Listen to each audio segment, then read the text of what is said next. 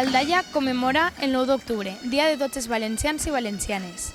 El poble aldaller ix al carrer per a celebrar i commemorar la conquesta del rei Jaume I i ho fa amb un programa carregat de diverses activitats.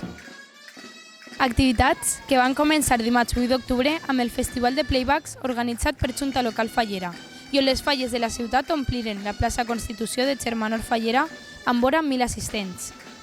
Per segon any consecutiu, Junta Local Fallera organitza el Mig Any Faller, que continua el mateix 9 d'octubre amb el matí de paelles que va tindre lloc al Cinturó Verd.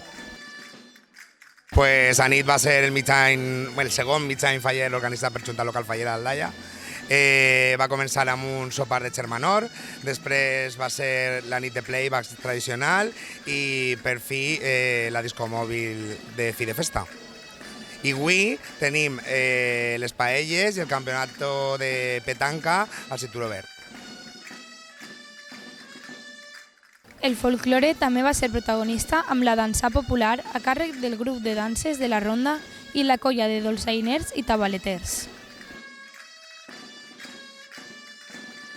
A les portes de l'Ajuntament va tindre lloc l'acte institucional de commemoració del Dia del Poble Valencià.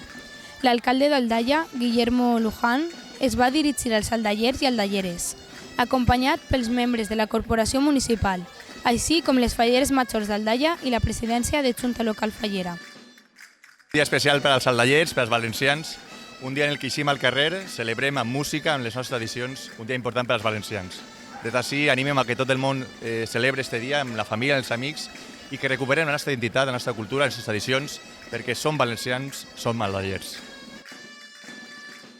Tot seguit, l'Orfeó d'Aldaia va interpretar el poema Aldaia, de Vicent Andrés Estellés, i per a la conclusió de l'acte, la interpretació de l'himne de la Comunitat Valenciana va estar a càrrec de Fernando Taberner, al piano, i les veus de Sarai García i Pasqual Andreu. A la vesprada, la programació es completava al Tama amb el concert espectacle Òpera, i on participaren al voltant de 150 veus corals que acompanyaren a l'Orfeó d'Aldaia.